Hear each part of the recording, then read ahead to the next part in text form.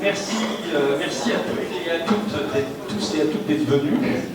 C'est un peu compliqué en ce moment parce que mener les campagnes sur le terrain dans les communes, c'est vrai que les samedis sont souvent des temps un petit peu stratégiques de marché et autres.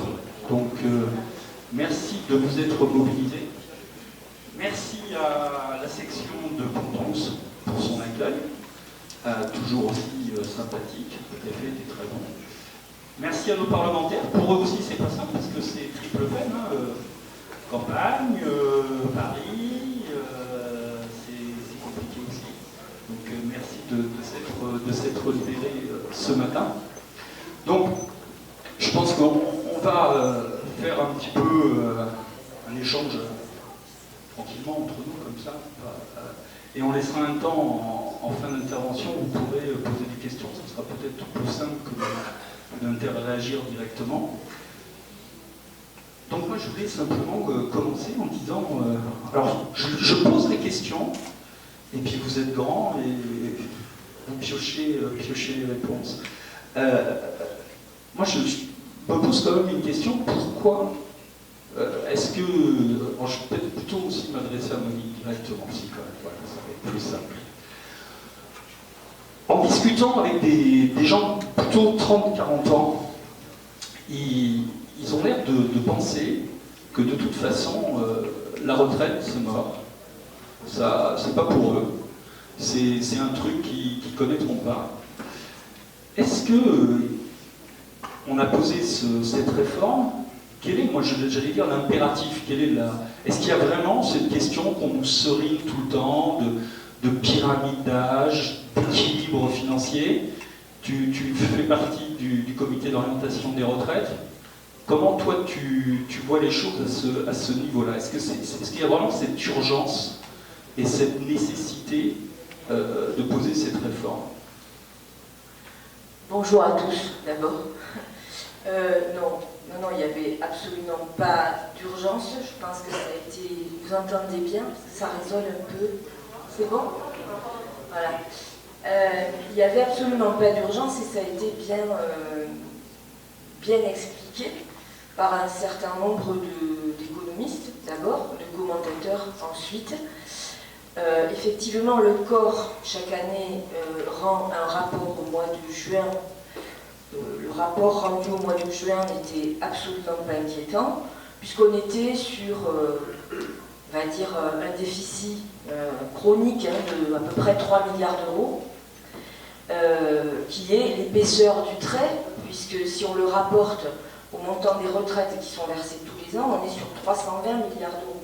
Donc vous voyez bien qu'on est sur l'épaisseur du trait, et que je pense que depuis les années 80, nos systèmes de retraite n'ont quasiment jamais été à l'équilibre. Lorsque Marisol Touraine, lorsque nous avons fait la dernière réforme qui a été faite par Marisol Touraine sous le quinquennat Hollande, là on était dans une situation d'urgence, puisqu'à échéance 5 ans, là on était vraiment dans des prévisions, on n'était pas dans des hypothèses stratosphériques. On était à moins 20 milliards d'euros. Donc là, il fallait effectivement prendre des mesures. Les mesures qui ont été prises, c'est vrai, ont été des mesures d'âge avec un allongement du nombre de trimestres, mais, et c'est important, accompagné de la possibilité de partir à 60 ans pour les carrières longues et accompagné des fameux critères de pénibilité. Donc, d'un côté, un rallongement et de l'autre côté, des mesures, on va dire, pour ceux qui ont commencé à travailler tôt, ceux qui ont les métiers les plus pénibles. Là, il n'y avait absolument pas d'urgence. Qu'est-ce qui s'est passé? Il s'est passé que le gouvernement a décidé, le président de la République a promis un nouveau système de retraite, le gouvernement est chargé de le mettre en musique, il fallait trouver les bonnes raisons.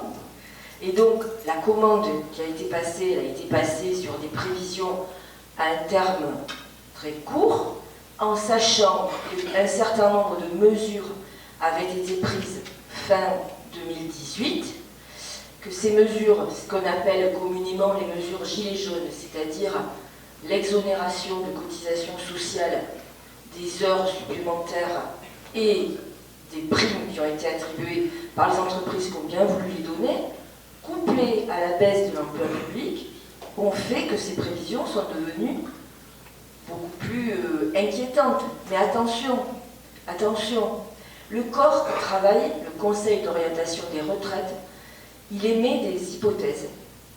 Et il a pour cela un certain nombre de scénarios. Donc il travaille sur 4 scénarios différents de croissance et sur 3 conventions comptables différentes.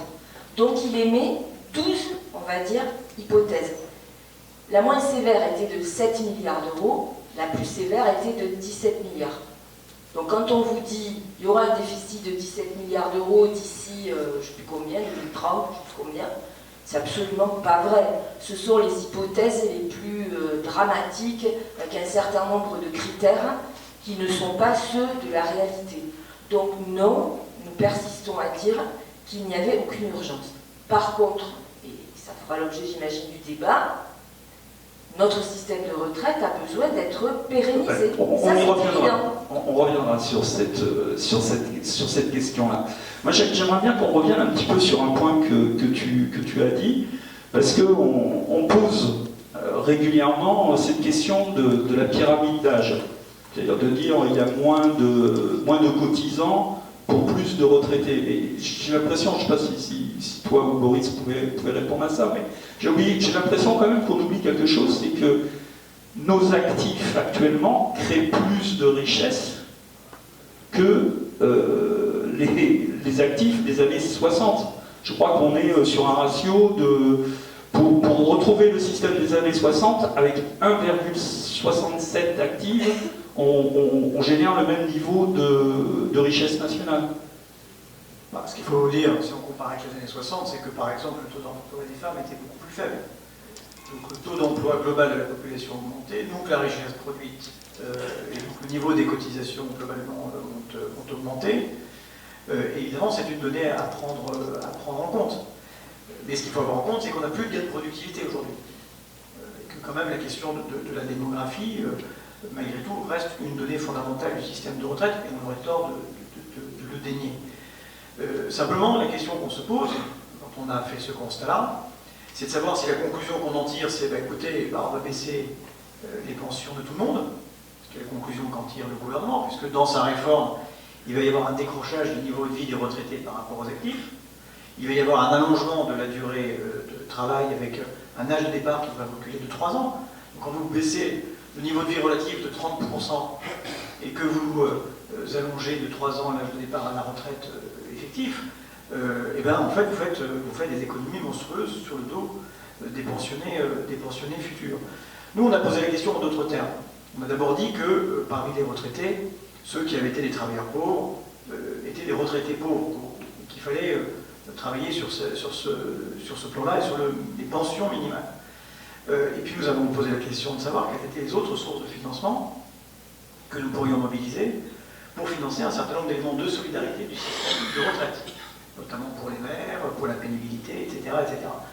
Et là, la réalité nous oblige à dire que si nous faisions peser une partie du financement des retraites sur la fin du remboursement de la dette sociale, la fameuse caisse qui aura remboursé le trou de la Sécu fin 2024, on aura un certain nombre de marges de manœuvre. Si nous devions financer le capital et le travail de façon, je vais dire, paritaire, comme ça avait été le cas dans le dernier quinquennat, là aussi nous aurions quelques ressources. Et que pour nous, le principal est cette espèce d'équilibre, qui est le pilier de la justice, autour de la question de la pénibilité. Quand vous avez 13 ans de différence d'espérance de vie entre les 5% de Français les plus riches et les 5% de Français les plus pauvres, lorsque un ouvrier arrive à la retraite ou arrive à 60 ans et qu'il sait qu'il vivra en moyenne 10 ans de moins qu'un cadre, on voit bien la mesure de l'injustice, et c'est la raison pour laquelle, à la fois dans la réforme Touraine, il y avait l'allongement de la durée de cotisation,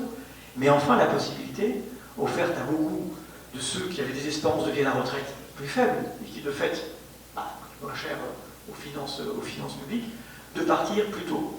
Là, avec l'âge pivot, ceux qui mourront plus tôt paieront la retraite de ceux qui mourront plus tard.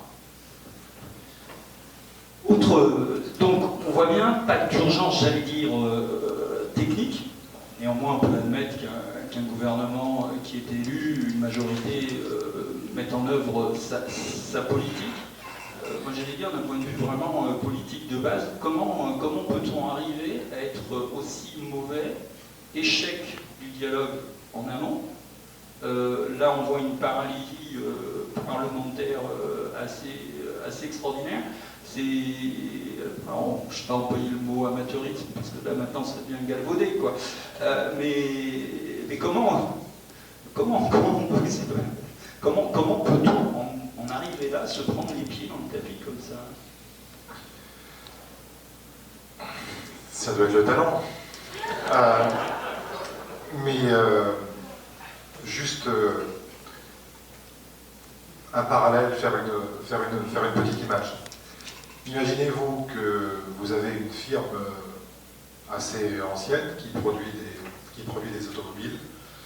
Cette firme a été toujours connue pour la sécurité de ses automobiles et elle vous dit un jour on va faire le prototype absolu. La voiture qui... on a tous besoin de voitures, notamment dans les départements ruraux, donc on va faire la voiture dont vous avez besoin. Et ce prototype, on va vous le révéler après avoir travaillé tous ensemble avec les meilleurs experts, pendant 2 ans, avec les meilleurs designers, pour se mettre dans la situation où vraiment ce véhicule sera exceptionnel, parce que les véhicules qu'on produit actuellement sont corrects, mais il faut les améliorer pour qu'on ait un véhicule qui est universel. Le travail se fait, assez peu connu à vrai dire, toujours avec les meilleurs experts, et puis arrive le prototype. Et là, c'est assez étonnant parce que le prototype révèle un peu du Frankenstein, personne ne s'y reconnaît, personne d'ailleurs ne voit trop à quoi ça sert, on dit que c'est un modèle universel, mais on ne sait pas avec quoi ça marche. On ne sait pas si le carburant c'est de l'hybride, du diesel, de l'essence. On ne sait pas quelle est l'autonomie du tout. Et on ne sait pas comment ça va être financé. Et pire, il y a la société qui fait les crash tests, en l'occurrence le Conseil d'État, qui vous dit que non seulement le prototype ne lui convient pas, j'ai été saisi néanmoins 6 fois pour donner mon avis, parce qu'il y a eu 6 saisines complémentaires du Conseil d'État, et ce responsable des crash tests vous dit que de toute façon, a priori, c'est pas le prototype qu'il fallait, et que sûrement, ça va causer des dangers. Alors, ça serait presque drôle si c'était du côté de l'automobile, mais là, il s'avère que, et c'est pour ça qu'il faut saluer le travail qui est fait par les parlementaires qui travaillent sur ce sujet, c'est que on n'a pas de renseignements vraiment sur ce qui se passe. Enfin, moi, Monique et Boris sont à la commission des affaires sociales à l'Assemblée nationale et au Sénat. Moi, je suis à la commission des lois, donc ils travaillent plus avant ce sujet, même si on se mobilisera tous. Ce qui est clair, c'est que quand même, on est dans une logique où on a une impréparation rare, alors que l'on va remettre en cause, je crois, un des piliers de notre État social. Avec, il y avait 2 effets à la fin de la Deuxième Guerre mondiale. Il y avait une délégitimation du régime de Vichy et une légitimation de l'action de l'État, notamment par rapport aux garanties sociales qu'on peut apporter à notre population. Et là, ce que fait ce gouvernement, c'est, sous le couvert d'une réforme dont on dit qu'elle est nécessaire, alors que Monique a bien montré que ce n'était pas le cas, on est en train de remettre en cause ce que Pierre Bourdieu appelle la main gauche de l'État. La main droite de l'État, c'est le régalien, la main gauche de l'État, c'est le social. Et ce qui est clair, c'est qu'avec cette réforme qui n'est pas préparée, ou, Boris peut mieux le dire que nous, moi je suis de temps en temps les débats, j'ai suivi les débats de la commission spéciale, mais c'est de la science-fiction. C'est de la science-fiction. Il y a un mépris du Parlement comme on n'a jamais vu. Il y a une découverte permanente, et j'ai l'impression, moi, d'une improvisation permanente du gouvernement. Peut-être que tu reviendras sur l'indicateur qui n'existe pas, mais que l'INSEE doit redéfinir alors qu'elle a dit qu'il n'existait pas. Non mais, ça serait presque drôle si on ne parlait pas des retraites et de l'effet que ça a à avoir individuellement sur chacun. Parce qu'avec toutes les simulations, moi je regarde un petit peu partout, je vous mets, pour ceux qui sont concernés, au défi de savoir quel sera votre système de pensionnement au moment où vous partirez effectivement à la retraite, et d'ailleurs, on ne sait même pas à quel âge réellement on va partir. Et je pense que pour les Français, je crois que les gens voulaient plus d'équité, c'est ce que montrent les enquêtes d'opinion, mais plus le temps avance, et c'est ce qu'on voit, plus c'est anxiogène, et plus les gens paniquent parce qu'en fait, ils n'ont aucune visibilité. Et donc, l'impréparation, couplée à une volonté de néolibéralisme absolu qui détricote l'État social, ça donne ce genre de résultat. Et pour moi, c'est catastrophique. Justement, Boris, je crois que dans un interview, tu as employé des expressions, c'est pour rebondir sur ce que disait Eric sur la métaphore de la voiture. Je crois que tu as parlé de l'enfumage est permanent et l'accident industriel n'est pas loin. Et un petit peu plus loin, dans ce même interview, tu disais la formation politique du président de la République confond souvent réforme et liquidation. Donc on est bien dans ce contexte d'un non-nécessité économique, impréparation politique, on est vraiment dans une stratégie politique de mettre un coin dans notre système social et de mettre une petite pierre de l'édifice néolibéral un petit peu plus. Bon, d'abord vous aurez apprécié la nuance de mes propos.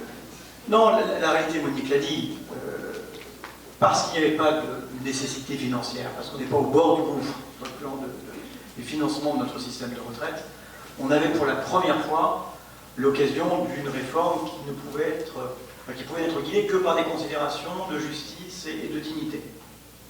Ce n'est pas le choix qu'a fait le gouvernement, notamment parce que le président de la République et le Premier ministre ont quand même la question de la rigueur budgétaire en tête. Que le Premier ministre, pour celui qui le concerne, est sans doute, même si c'est non dit, dans l'exécution testamentaire d'Alain Juppé, dont il était le collaborateur. J'ai eu aussi l'occasion de dire que Édouard Philippe était droit dans les bottes d'Alain Juppé, qui avait pour objectif de faire reculer l'âge de départ à la retraite, de baisser la part des pensions dans la dépense publique et de liquider les régimes spéciaux. Bon, bah, on y est. Quand les premiers mots de l'exécutif pour présenter leurs intentions ont été une réforme plus juste, plus redistributive, plus lisible, plus simple, on s'est dit, bah, bon, on va regarder quand même. Et puis, on a commencé à regarder. Et la réalité, c'est que c'est d'abord et avant tout une réforme financière et une réforme paramétrique. Tout transpire là-dedans. Et ce qui n'est pas rassurant, c'est l'état d'impréparation du gouvernement. 2 ans et demi, bonjour Monsieur Fortinan, 2 ans et demi de travail du gouvernement et des administrations d'État, 2 ans de concertation dont on voit qu'elle n'est pas achevée et que surtout elle a décontenté l'ensemble des partenaires sociaux. Et pour ce qui concerne l'Assemblée nationale, nous avons eu 4 jours avant l'audition du ministre pour digérer 1500 pages de très grande technicité et nous faire une opinion sur un texte de loi. Et parmi ces 1500 pages, j'ai fait plus de 1000 pages d'études d'impact qui est totalement indigente, qui est partielle, truquée dans bien des aspects, avec des hypothèses économiques, des projections qui sont totalement fantaisistes et à l'avantage de la réforme telle que le gouvernement veut la présenter. Et ce qui est apparu dans les discussions en commission d'affaires spéciales, parce que là j'ai passé 10 jours et nuits en commission à débattre il n'y avait que 22 000 amendements. Maintenant, en séance, il va y en avoir 41 000, donc j'appréhende un petit peu les semaines qui vont venir. Mais l'état d'impréparation est manifeste. Ce qu'a évoqué tout à l'heure Eric est majeur. Évidemment, l'inquiétude de beaucoup, c'est la question de savoir comment la valeur du point va évoluer dans le temps. Sur quoi le point va être indexé. Et le Premier ministre, au Conseil économique et social, avait dit que ce sera indexé sur l'évolution des salaires. Alors, on avait regardé ça, puis finalement, ce n'était pas tout à fait sur l'indexation des salaires. Avant 2045, c'était entre l'inflation et les salaires. Donc la tentation de le moduler au plus bas pour faire des économies était évidemment forte. Et puis après 2045, ça aurait été sur les salaires, sous réserve de l'équilibre financier du système, puisque la seule règle qui est une loi d'airain et qui ne bougera pas, c'est l'équilibre financier du système. Et tout pliera face à cet équilibre financier. Le niveau des pensions, l'âge de départ à la retraite, le taux de remplacement, tout est susceptible de bouger. Et puis, dans la discussion, dans la présentation de la loi, on nous dit non, ça va être indexé sur l'évolution du revenu moyen par tête. Donc, regardez, c'est quoi le revenu moyen? Est-ce que dedans, vous mettez les salaires, vous mettez les revenus du capital, qu'est-ce que vous mettez? Les revenus de remplacement, de solidarité? Est-ce qu'il y a la prime d'activité, le RSA? Il dit non, pardon. Correction, c'est le revenu moyen d'activité par tête. On dit, ah bon, d'accord, qu'est-ce que ça donne cet indicateur? Le ministre nous répond, il est à créer. Donc ils vont indexer quand même ce qui est vraiment le cœur du cœur de la réforme. Ils l'indexent sur un indicateur qui est aujourd'hui imaginaire, dont on ne sait pas comment il réagirait à une crise, comment il évoluerait dans le temps, comment, si on devait le reconstituer rétrospectivement, il aurait bougé, et tout est à l'avenant. Quand le gouvernement dit ce sera 85% de SMIC minimum pour tout le monde, ah bon, donc on regarde. C'est 85% du SMIC à 64 ans, puis 65 ans en 2037, puis 66, 67 ans. À condition, en effet, d'avoir cotisé toute une carrière, 43 ans, au niveau du SMIC. Mais ça veut dire que aujourd'hui, vous pouvez partir avec 75% du SMIC à 62 ans, demain, vous partirez à 85% du SMIC à 65 ans, c'est comme si, en réalité, si vous décidiez de partir à 62 ans, vous perdiez 15% par rapport à la situation d'aujourd'hui. Ce qui, évidemment, est quand même tout sauf un progrès. Ensuite, vous regardez, mais vous dites, très bien, mais quelle est l'indexation de ce minimum de pension? Bah, ce sera l'inflation. Donc ça veut dire que 20 ans après votre entrée en retraite, si vous êtes rentré à 85% du SMIC, vous ne serez plus qu'à 70% de ce que vaudra le SMIC 20 ans après. Donc, à chaque fois qu'on creuse, il y a une embrouille. Ils nous ont dit, non, mais ne vous inquiétez pas, avant 75, vous n'êtes pas concernés. Et puis on regarde, si. Pour beaucoup, ils vont être concernés parce que le niveau de cotisation va être le même, pour des questions d'égalité. Et donc, non seulement vous allez, pour bon nombre d'entre nous, on va cotiser plus, mais on ne se créera pas de droits supplémentaires à la retraite. Donc, ils sont en train de nous embrouiller en disant, mais un tiers, dont on ne sait pas qui il serait, pourrait prendre en charge cette surcotisation, mais qui? Et tout est comme ça. Et quand on se pose la question de savoir est-ce qu'il y a des gagnants dans cette réforme, bah, il y a des gagnants si vous travaillez au minimum 3 ans de plus. Donc voilà, on en est là. Et ce que je crois moi intimement, c'est que la réforme est tellement compliquée, s'étale sur des décennies, concerne des millions de gens dont les situations vont changer. Il y a des gens qui cotisent dans l'ancien système, dans le nouveau, qui auront des niveaux de pension différents, alors qu'ils auront fait la même carrière. On va dans le mur.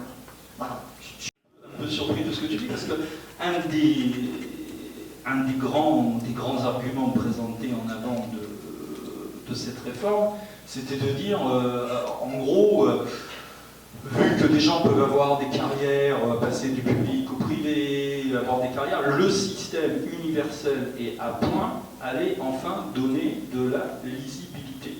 C'était le grand argument présenté en avant en disant enfin le système va être lisible, va être compréhensible, et on va même vous mettre à disposition des simulateurs cette visibilité.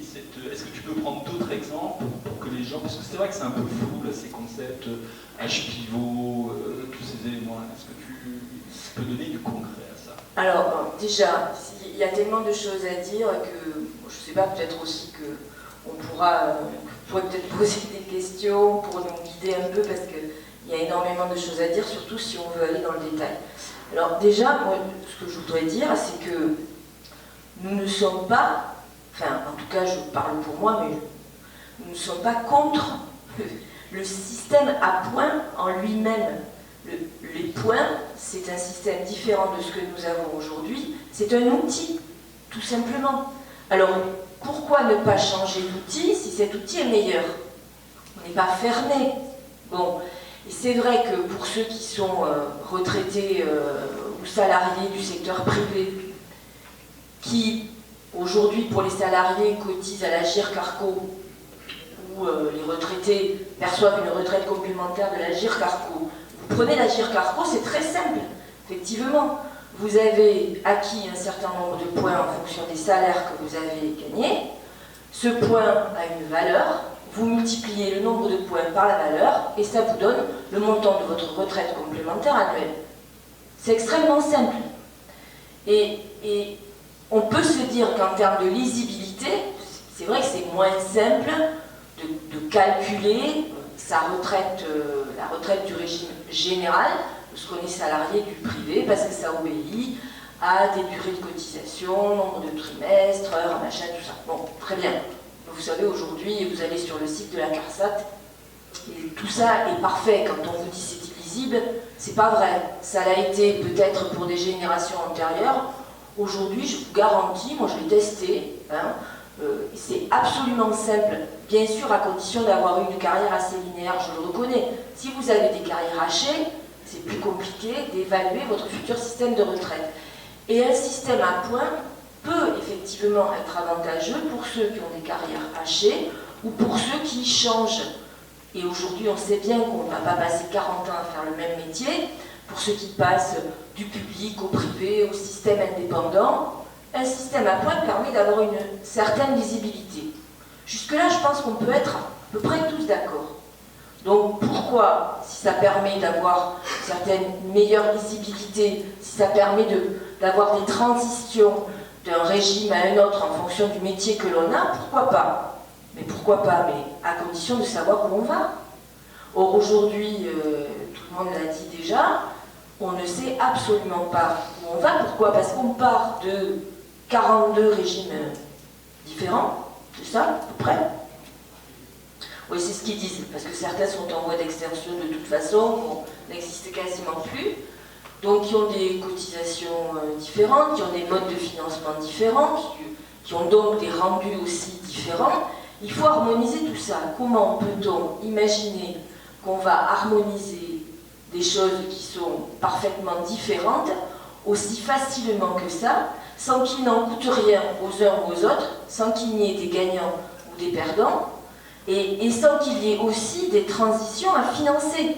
Parce que un des grands blancs actuellement de la réforme, c'est comment on va financer toutes ces transitions. Ça, c'est par exemple une question. Alors après, individuellement parlant, moi j'aimerais bien savoir déjà si dans la salle, tout le monde a compris qu'est-ce que c'était que les histoires d'âge pivot, les histoires d'âge, comment ils appellent ça, d'équilibre. Voilà, j'aimerais bien savoir si tout le monde a compris, parce que en discutant autour de moi, je me rends compte que déjà, ça c'est un grand flou. Et que c'est le point de départ d'un grand nombre d'injustices. Voilà. Alors, est-ce que certains d'entre vous peuvent me dire qu'ils n'ont pas compris, qu'ils ont besoin d'explications, ou est-ce que tout le monde a bien pigé?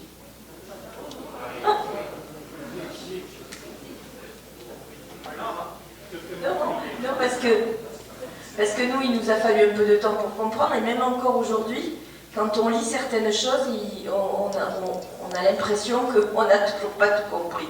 Voilà. Oui, question. L'âge pivot, il existe déjà dans le cadre de l'ARCO. Il y a déjà un malus, si on prend la retraite à 62 ans. Pour l'avoir en retraite complète, c'est de 63 ans. Ça a été signé par certains syndicats. C'est temporaire. Oui. Pendant 3 ans, donc c'est 5, je crois que c'est 5%. 5% de moins, je ne connais pas le... Mais en tout cas, c'est temporaire. Et là, j'équilibre dans le cadre de cette... Moi, je ne connais pas cette réforme, parce que une réforme, c'est le progrès social. On a fait une contre-réforme, la régression sociale. Là, j'équilibre, il va évoluer, forcément. Parce que c'est la règle d'or qu'il a fixée, il faut qu'il y ait de l'équilibre. Donc là, j'équilibre, il va fluctuer dans le temps pour, justement, trouver l'équilibre financier. Ouais. Et bon, il n'y a pas 36 façons. C'est soit c'est baisser la valeur du point pour augmenter la valeur. Alors, justement, la comparaison avec l'Agirc Arrco, elle est intéressante, parce que, actuellement, effectivement, les partenaires sociaux qui gèrent à l'Agirc Arrco ont décidé, je crois que ça fait 2 ans, pour remonter les fonds du système Agirc Arrco, ont décidé d'appliquer une légère pénalité, je ne sais plus de combien elle est, je ne sais pas si c'est 5%, je ne me rappelle plus, peut-être que quelqu'un est en capacité de le dire.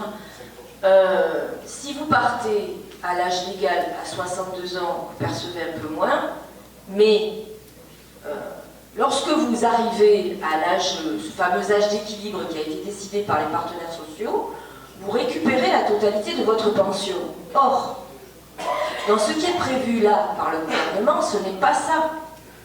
Et déjà ça n'était pas clair au début. Entre le rapport de Levoy et la première déclaration du Premier ministre, il y a eu un changement. Parce que sur le rapport de Levoy, d'après le rapport de Levoy, on comprenait que ce serait le même système, c'est-à-dire en clair, on fixe un âge d'équilibre un âge pivot à 64 ans. Vous avez le droit de partir à 62 ans. Si vous partez à 62 ans, vous percevez 5% de retraite de moins par an jusqu'à 64 ans. Et donc, on avait compris qu'à 64 ans, on récupérait nos 10% perdus. Pas du tout. Pas du tout, oui. Il a fallu que Sibeth Ndiaye dise une bêtise pour être... Et c'est à cette occasion qu'on a pu vraiment comprendre ce qu'il y avait dedans. Parce que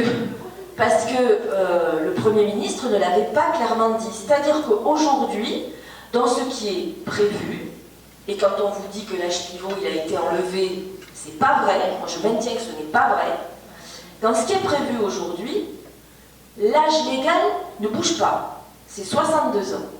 Mais il y a un âge pivot qui est fixé à 64 ans pour l'instant. Pour l'instant. Donc, si vous arrivez à 62 ans, vous avez deux possibilités. Soit vous partez tout de suite, mais vous percevez 5% de moins par an jusqu'à l'âge pivot, enfin, c'est-à-dire calculé par rapport à l'âge pivot, c'est-à-dire 5% pour vos 63 ans, 5% pour vos 64 ans, ce qui fait 10%, jusqu'à la fin de vos jours. Voilà. Soit vous travaillez 2 ans de plus, et là, si vous travaillez 2 ans de plus, à 64 ans, on vous verse vos droits à taux plein. Sauf que, et moi ça c'est mon cheval de bataille depuis le début, moi je me mets à la place de tous ceux qui ont commencé à travailler, alors on ne parle pas des carrières longues encore, on en parlera après, mais imaginons ceux qui ont commencé à travailler à 20 ans, déjà pas mal, qui ont des métiers dits pénibles, pas marrants, pas bien payés, on en connaît plein ici. On est dans un département où il y a encore quand même beaucoup d'industries, beaucoup d'ouvriers, et puis sans aller chercher dans l'industrie les ouvriers, il y a aussi un certain nombre de métiers, notamment les gens qui s'occupent de nos personnes âgées, ainsi de suite. Quand ils arrivent à 62 ans, ils n'en peuvent plus. S'ils y arrivent avec du boulot, parce que ça c'est encore un autre sujet. Ils n'en peuvent plus. Donc, ils n'en peuvent plus, et souvent, ils ont des retraites qui sont à peine supérieures au SMIC. Voilà. Quel choix ont-ils? Je travaille 2 ans de plus, je finis de m'épuiser pour de bon, ou on me prend 10% de ma retraite, sachant que ma retraite, elle va être à peu près de 1 300 € par mois, et donc on va allègrement m'enlever 130 € par mois. Ben, bien sûr, quand on a 1 300 €, c'est sûr, et je vois des représentants des agriculteurs là-bas, c'est encore un autre sujet qu'on abordera. Eux, ils les ont même pas, les 1 300 €, c'est évident.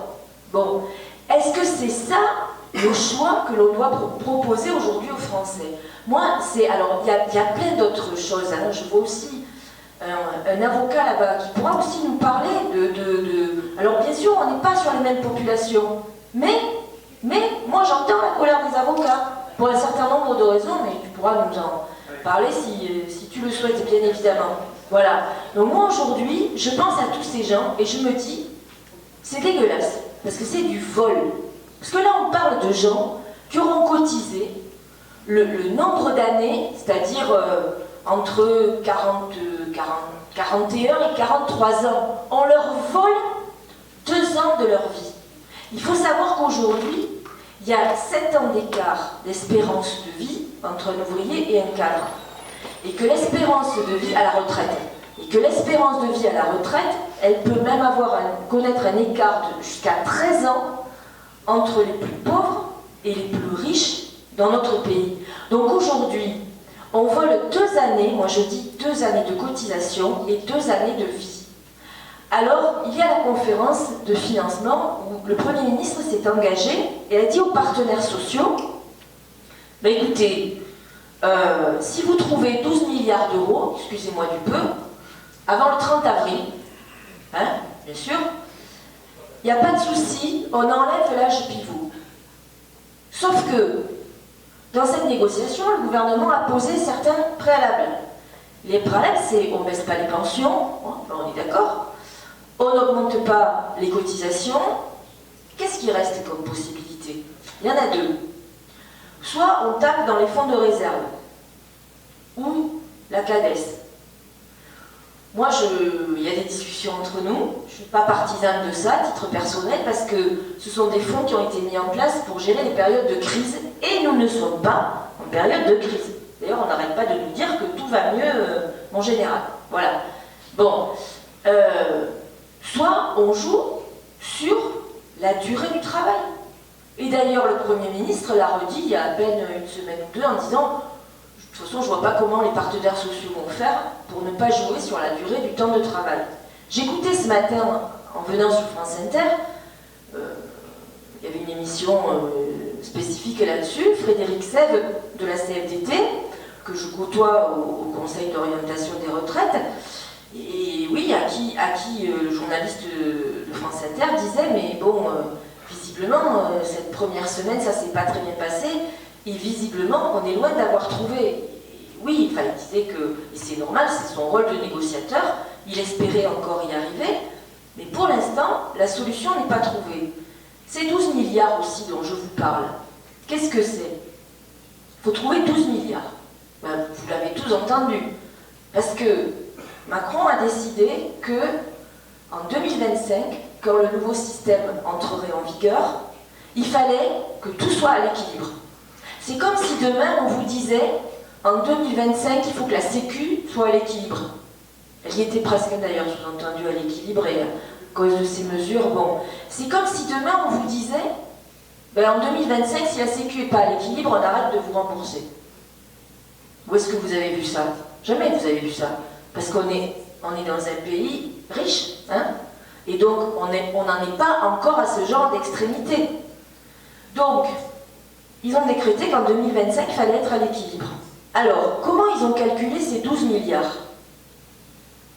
Ben, visiblement, ils ont fait 17 plus 7. Vous savez, les 7 milliards dont je vous ai parlé tout à l'heure et les 17 milliards. Dans les prévisions, les hypothèses qui ont été demandées au corps par le gouvernement. La plus basse, c'est 7, la plus haute, c'est 17. 17 et 7, 24, divisé par 2, 12. Au doigt mouillé. Je vous assure que c'est ça. Je vous assure que c'est ça. Voilà. Et donc, ils ont décrété qu'il fallait économiser 12 milliards d'euros d'ici 2025 sur le système de retraite. Voilà. Et c'est ça que les partenaires sociaux ont sur la table. Ils ont jusqu'à fin avril. Moi, je vous le dis, j'y crois pas. Je n'y crois pas. Donc, je pense que l'âge pivot, on va le voir revenir. Et même si, histoire de ne pas mettre le pays à feu et à sang, ils décident de taper dans les réserves pour trouver ces 12 milliards d'euros, l'âge pivot, il est quand même inscrit dans la loi pour les gens qui sont nés à partir de 1975. Donc quand on vous dit que l'âge pivot n'est plus dans la loi, ce n'est pas vrai. C'est-à-dire que de toute façon, pour tous ceux qui sont nés à partir de 1975, l'âge légal restera à 62 ans, mais vous ne pourrez pas partir à 62 ans, il y aura une décote. Alors, après je vais passer le micro à mes collègues, je suis un peu passionnée, et cet âge pivot, c'est quelque chose que je trouve tellement injuste que je tiens vraiment à expliquer tout ça.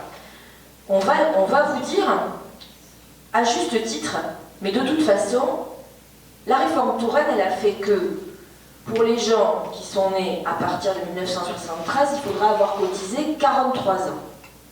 Quand on sait qu'aujourd'hui, on entre dans la vie active, allez, on va dire, de manière pérenne, enfin pérenne, si la pérennité existait, non, ça se saurait, mais on va dire à 20 ans. Bon, 20 ans, 21 ans, 22 ans, vous rajoutez 43 ans, ça ne fait pas 62. Certes, mais la différence, c'est que aujourd'hui, mettons quelqu'un qui est né en 73, qui commence à travailler à 20 ans, qui doit cotiser 43 ans, 43 et 20, 63. Donc il attend, il peut partir à 62, forcément, ça sera calculé au prorata des années de travail, donc il aura une décote. S'il attend 63 ans, il aura sa retraite à taux plein.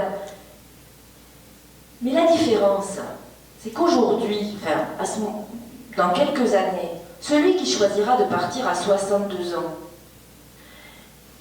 au lieu de 64, s'il lui manque une année de cotisation, non seulement il subira la décote liée au calcul à cause de la proratisation, mais en plus, il aura la pénalité parce qu'il n'aura pas atteint l'âge pivot. C'est double peine. C'est double peine. C'est pour ça qu'il faut quand même bien que tout le monde comprenne ce système-là. Bon, puis j'arrête parce que j'ai encore plein de choses à vous dire. Est-ce que... tu voulais peut-être préciser quelque chose, tu veux? Non, mais comme Monique, parce que les exemples sont souvent les plus parlants. Vous prenez 2 personnes qui sont nées en 2005, je pense qu'il n'y en a pas ici.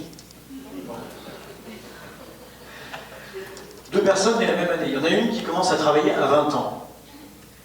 L'autre, elle commence à travailler à 25 ans.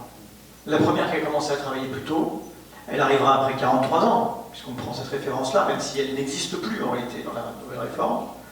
Eh bien, elle aura nécessairement une décote, si elle part à 62 ans, de 5%, alors que celui qui a commencé à 65 ans et qui travaille aussi, il aura nécessairement une surcote puisqu'il partira de toute façon après 64 ans. Donc c'est-à-dire que pour la même génération, la même règle, il y en a un qui va perdre et l'autre qui va gagner. Donc c'est quand même très, très injuste et c'est d'autant plus incompréhensible que le gouvernement n'a de cesse de nous expliquer que c'est une réforme qui va favoriser les carrières plates, souvent à bas revenus, et va écraser les carrières ascendantes, puisqu'on va calculer non plus sur les 25 meilleures années, mais sur 40 ans. Mais la réalité objective, quand on regarde toutes les simulations, c'est faux. À cause de cette mesure d'âge, qu'on pourrait compenser pour partie par les carrières longues, pour partie par la pénibilité, mais on n'y est pas. Les carrières longues, vous savez, aujourd'hui, c'est la possibilité, pour ceux qui ont travaillé avant 20 ans, de partir à 60 ans à taux plein. Demain, ils pourront toujours partir à 60 ans, mais l'âge d'équilibre pour eux sera abaissé de 64 à 62 ans, donc ils auront 2 années de décote, donc perdront 10%. Et là où c'est permis, c'est que si vous voulez travailler plus longtemps pour bénéficier de la surcote, en revanche, on a maintenu à 64 ans la surcote. Donc c'est-à-dire que pour gagner les 2 ans, il faut travailler jusqu'à 66. Donc on est dans un truc qui est parfaitement injuste. De la même manière, quand on nous dit les femmes vont être les grandes gagnantes de cette réforme, mais ça c'est du bidon aussi. C'est du bidon aussi parce qu'elles aussi, elles vont être obligées de travailler plus longtemps. Et puis quand on prend 40 ans, on a toutes les périodes d'interruption, de carrière hachée, on a les discriminations salariales, les discriminations sur le marché du travail qui sont, surpondérées par rapport aux 25 années. Et qu'est-ce qui va se passer en réalité? Parce que ça, on regarde dans l'étude d'impact un certain nombre de graphiques qui révèlent la réalité des choses. C'est que une très grande partie des retraités sont à la retraite minimale. 30% des retraités sont dans ce filet de sécurité. 40% des femmes. Ça veut dire qu'en réalité, on est en train de créer ce qu'on appelle une trappe à basse pension. C'est-à-dire qu'en réalité, on va tirer toutes les pensions vers le bas de la distribution. Et donc, quand on entend un certain nombre de gens dire attention, la capitalisation. Moi, la capitalisation, je la crains moins pour les hauts revenus qui, de toute façon, le font déjà, ils ont déjà les moyens de s'assurer des retraites dignes, que pour des gens qui auront une carrière au SMIC, qui, je l'ai dit, 20 ans après la retraite, seront à 70% du SMIC, auront perdu 30% de niveau de vie par rapport aux actifs, et qui n'auront pas eu les moyens dans leur vie professionnelle de mettre quelques noisettes de côté de capitalisation. Donc on est en train, quoi qu'on ait au gouvernement, d'aggraver les injustices. Juste pour dire là-dessus, pour l'instant, le taux de pauvreté des seniors en France est moins important qu'ailleurs. On est à 6,2, pas au 6,6. de taux de pauvreté, alors qu'on est à 14,2 en Suède, pays où on a mis en place un système de retraite à points. Le vrai problème, et je pense que ça a été très bien expliqué par vos interventions, c'est aussi que ça va avoir un effet, cette réforme sectorisée, qui est extrêmement important. D'abord parce que les effets ne sont pas pareils partout et pour toutes les professions. Alors, je vais parler un petit peu de celle que je connais le mieux, celle des enseignants et des enseignants-chercheurs. Mais avant, quand même, vous parler d'un truc qui m'est toujours resté, et je pense que vous dites que c'était pareil, parce qu'on était au même moment, au même endroit, qui m'est toujours resté en travers de la gorge, c'est la question de la retraite des agriculteurs. Il y a 2 ans, il suffisait qu'il y ait un vote conforme au Sénat, parce que ça avait été déjà voté à l'Assemblée nationale, il suffisait qu'il y ait un vote conforme au Sénat pour permettre la montée de la retraite des agriculteurs à 85% du SMIC. C'était une mesure de justice sociale, c'est une des professions où les retraites sont les plus basses, et c'était pour nous une mesure de justice sociale. Et il nous a été dit alors, il y a 2 ans, il nous a été dit alors, il y a eu une procédure, je ne vais pas revenir, mais par un artifice de procédure, le gouvernement nous a empêchés de voter cette mesure alors que, j'allais dire, l'intégralité du Sénat, sauf La République En Marche, allait le faire. Et ce qui nous a été dit, c'est effectivement, écoutez, il n'y a pas de problème, il y aura la réforme des retraites, et dans le cadre de la réforme des retraites, nous traiterons particulièrement ce point. Eh bien, moi ce que je dis, c'est qu'on est 2 ans plus tard, plus de 2 ans plus tard, que ça n'a pas été voté, et que pendant 2 ans, pendant ces 2 ans qui viennent de passer, malgré tout, les retraités agricoles, certains retraités agricoles, et singulièrement les femmes, ont continué à vivre avec des pensions de misère, tout simplement parce qu'ils n'ont pas voulu, à ce moment-là, prendre cette mesure qui était finançable et facile à prendre. Et que, d'après ce que j'ai compris, mais peut-être que vous me corrigez, il est clair que dans le système qui est proposé, on n'est pas sûr non plus, d'ailleurs, que l'ensemble des retraités agricoles arrive à 85%. Deuxième point, vas-y si tu veux parler de ça, parce que c'est les enseignants. Continue, je t'arrêterai après. Vas-y, finis ton intervention. Sur les enseignants et sur les enseignants-chercheurs. Alors, en ce moment, j'ai signé une tribune récemment qui concerne les chercheurs et les universitaires, mais ça concerne les enseignants de manière générale, parce que là, il y a plein de professions, on pourra parler aussi du cas des avocats, qui est spécifique, mais quand même qui est révélateur. Il y a plein de professions qui ont l'impression d'être les bâtons de la farce. Pour les enseignants-chercheurs, c'est une évidence. La pension actuelle moyenne des enseignants, c'est 2600 €. Vous allez me dire, c'est relativement important, mais malgré tout, ce qui est clair, c'est que la caractéristique des enseignants français et des enseignants du supérieur, c'est qu'ils sont mal payés. Dans l'absolu, ils sont mal payés quand on les compare aux autres pays européens. Donc, il y a déjà cette réalité. Et la compensation, c'était de dire, mais comme on progresse assez peu dans la carrière, on va prendre les 6 derniers, on prend les 6 derniers mois comme référence pour la retraite, et d'une certaine façon, le fait que vous ayez un acquis de retraite, ça compense justement la faiblesse des salaires pendant toute la carrière. Avec l'extension à toute la carrière, aux 25 ans, mais l'effet va être catastrophique.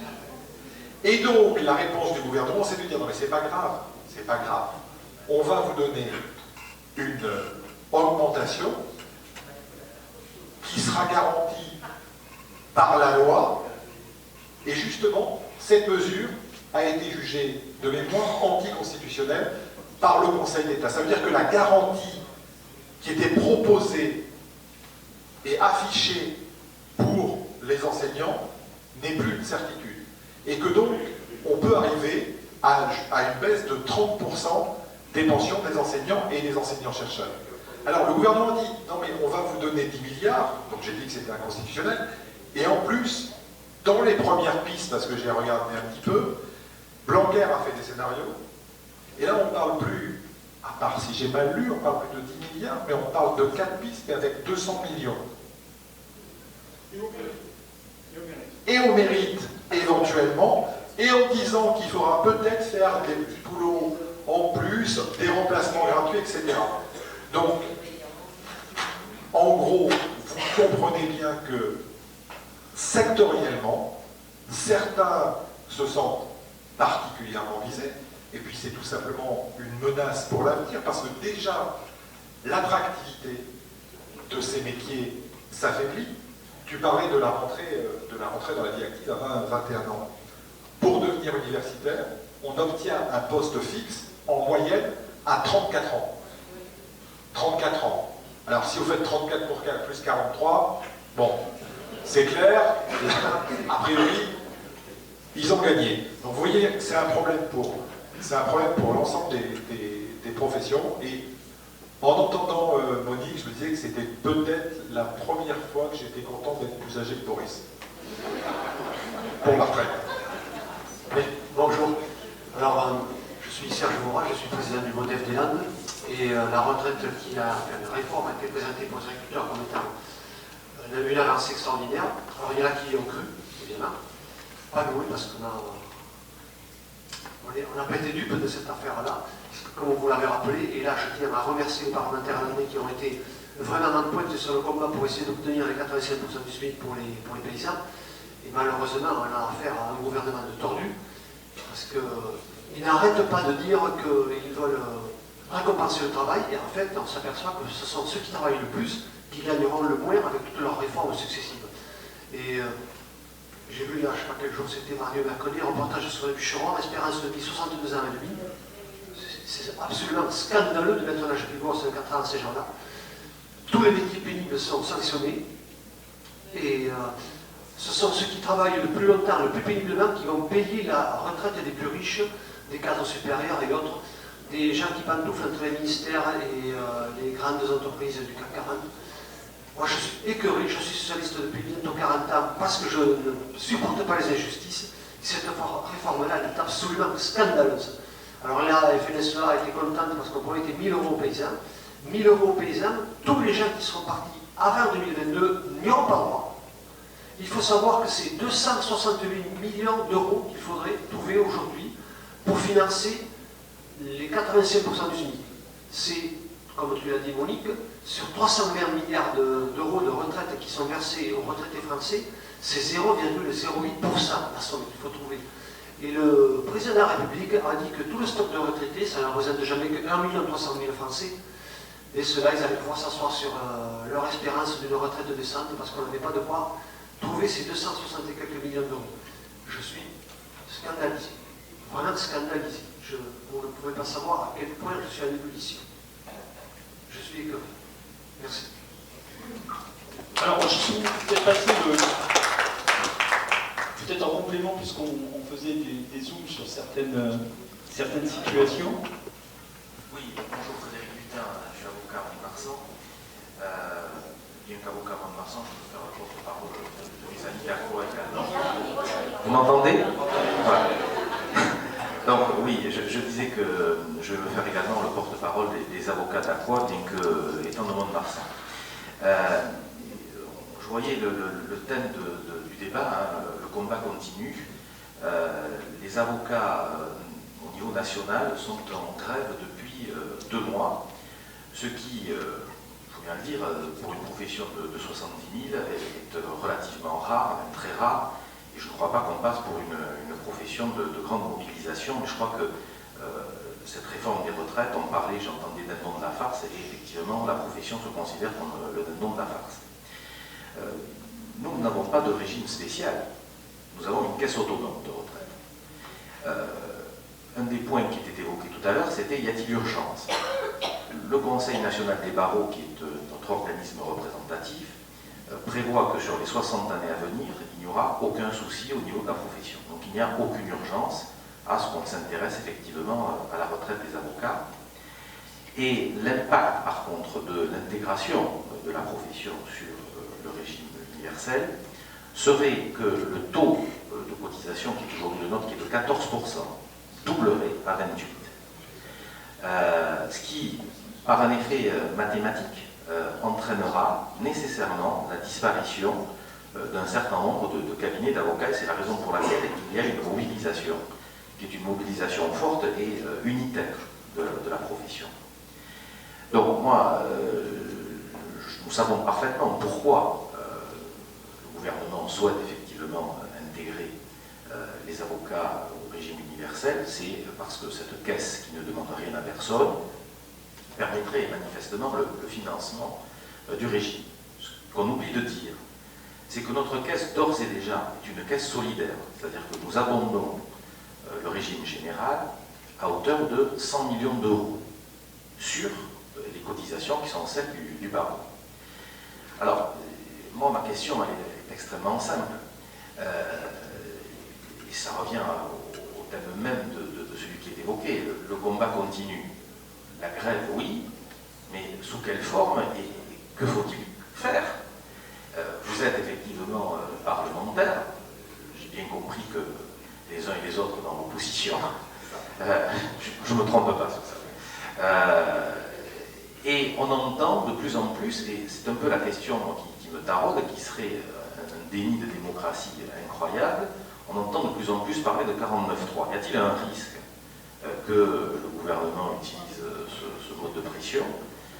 Et si oui, quelles sont les modalités du combat que vous, parlementaires, allez pouvoir mener pour contrer cette réforme des retraites? Je redouble la question pour comme ça vous pourrez en tout face le métro. Quel est ce débouché politique, parce que là il va bien falloir le trouver. On peut pas vivre éternellement dans un pays, même si une députée européenne de la majorité fait croire à la presse anglo-saxonne qu'il ne se passe rien en France. Les hôpitaux, les avocats, les retraites, les lycéens avec la réforme bancaire, les enseignants. Quel débouché politique on peut offrir? Alors, il y a la situation du débat et quelles propositions nous, on peut faire, mettre sur la table pour construire quelque chose de plus juste. Bon, le meilleur des débouchés politiques, ce serait de gagner en 2022 pour faire obstacle à la mise en œuvre de cette réforme. Mais en attendant, pas d'impatience. Il va y avoir un combat parlementaire. Alors, je vais dire, il y a un mouvement social qui est un mouvement social quand même d'une intensité et d'une longueur tout à fait inédite, mais dont le gouvernement, au fond, n'a que faire. Voilà, c'est quand même la réalité objective. Au Parlement, alors évidemment, le poids des socialistes au Sénat est plus important que ce qu'il est à l'Assemblée nationale, mais j'allais dire d'un point de vue strictement arithmétique, on aura quand même beaucoup de mal à ne pas aller au bout de la procédure parlementaire. Alors où est-ce qu'on en est? Lundi commence l'examen en séance, sur la base du rapport du texte initial du gouvernement. Il a été déposé 41 000 amendements, donc ça peut être long. Normalement, le gouvernement ne nous a donné que 3 semaines de débat. Ils vont essayer de brider le débat parlementaire. Le président de l'Assemblée nationale a déjà dit qu'il ferait application stricte du nouveau règlement intérieur qui prévoit qu'il y ait une seule prise de parole par amendement identique. Donc si par exemple la France Insoumise a déposé 17 fois le même amendement, il n'y aura qu'un seul orateur pour le défendre. Et puis il y aura aussi la possibilité pour le président que de donner que 2 fois la parole en réponse à un amendement, un pour, un contre. Mais ça veut dire que, vous voyez, quand on est contre, on peut être contre LR, on peut être contre communiste, on peut être contre socialiste, on peut être contre, y compris d'ailleurs peut-être parfois dans la majorité, mais ça va évidemment brider le débat.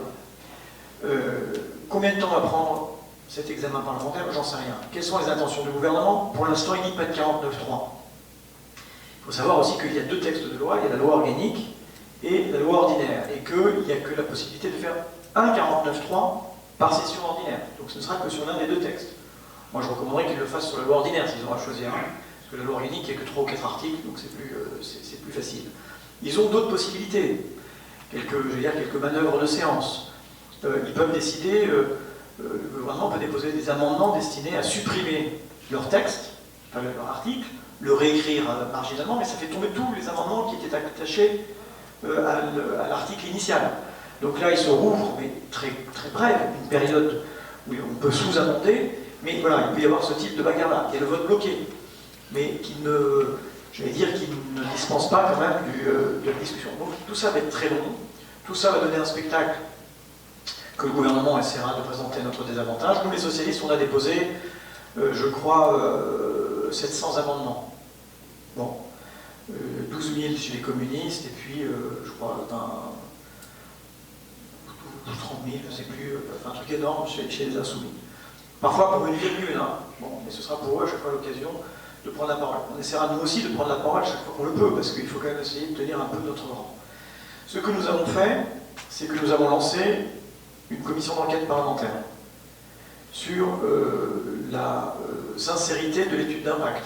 On l'a dit, elle est contestée par le Conseil constitutionnel, elle est contestée par un paquet d'économistes, y compris parmi ceux-là, il y a ceux qui ont inspiré la réforme au départ, je pense à Buzio, pour ne citer que lui, et puis nous on conteste. Donc cette commission d'enquête, il y aura 30 membres, il y aura 17 membres de la majorité, parce que j'ai comme ça, il y aura quelques républicains quand même, assez nombreux, et il y aura 2 socialistes. Et comme c'est notre droit de tirage, c'est à notre initiative, on a le choix entre la présidence ou le poste de rapporteur. Le président organise et convoque, organise le débat et convoque, et le rapporteur, lui, écrit le rapport et a le pouvoir d'enquête, y compris sur place, pour aller chercher des pièces. Donc on a choisi d'avoir le poste de rapporteur. Et je serai ce rapporteur pour le groupe socialiste, ce qui va être un gros boulot.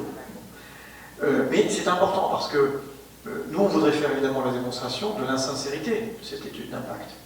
Est-ce qu'on arrivera à faire adopter le rapport? Il faut qu'il soit voté par la Commission pour pouvoir être rendu public. Et la tentation de la majorité peut être de ne faire jamais sortir ce rapport. Mais, pour ce qui me concerne, j'accumulerai quand même un certain nombre de briques pour ce qui peut paraître la vraie troisième mi-temps, c'est le recours au Conseil constitutionnel.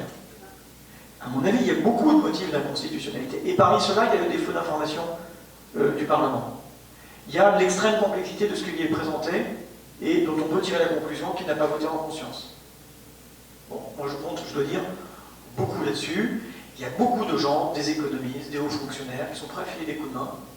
Parce que ils sont, même ceux qui sont pour, sont inquiets de ce qui est en train de se passer. Donc la bagarre, elle va être âpre. On n'a pas la même méthode, on n'a pas choisi la même stratégie, par exemple, que la France Insoumise à gauche. On a choisi, nous, d'aller au fond du débat pour montrer toutes les contradictions du gouvernement. C'est quand même nous qui avons soulevé la question, enfin, qui avons fait dire au gouvernement que oui, les générations avant 75 étaient concernées. C'est nous qui avons fait dire au gouvernement, bah oui, ce ne sera pas 85% du SMIC ou de sa retraite. C'est nous qui avons soulevé la question de cet index imaginaire. Donc, on veut continuer de procéder de cette manière-là.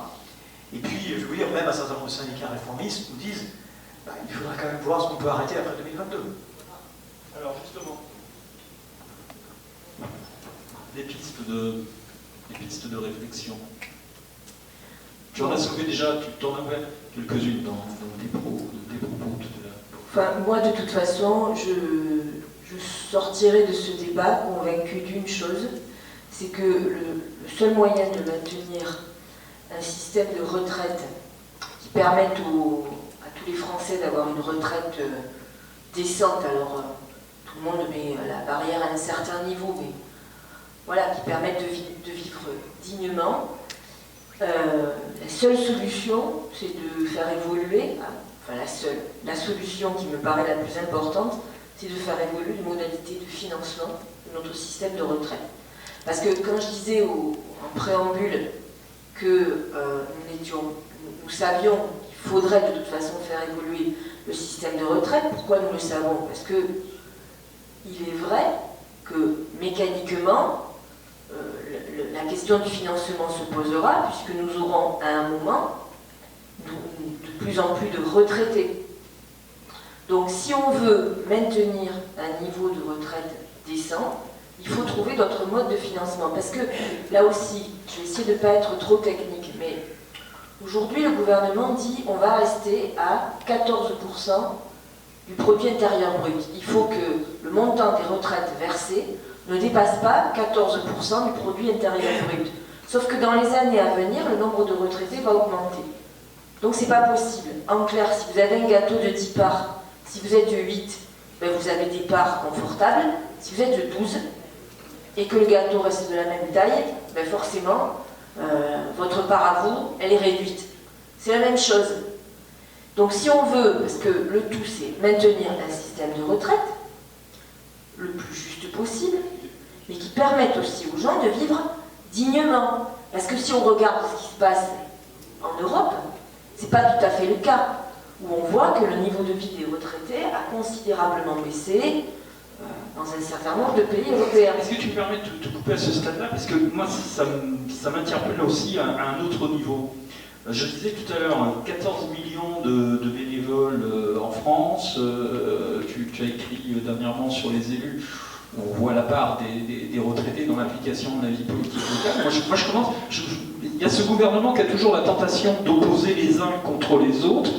Mais là, on présente une fois de plus encore les retraités comme un coût social. Mais c'est aussi une richesse. Je veux dire, augmenter, être rivé là, sur cette histoire des 14%, c'est aussi peut-être un piège dont il faudrait sortir et se dire qu'en fin de compte, quand on regarde la solidarité intergénérationnelle qui se met en place, la redistribution des revenus, parce qu'on a des générations un peu compliquées maintenant, qui prennent à la fois en charge leurs parents, leurs enfants, ce qui est un phénomène social nouveau, mais est-ce qu'on peut aussi poser sous cet angle-là les questions, et pas simplement de dire les retraites c'est un coût social pour la collectivité. C'est une évidence.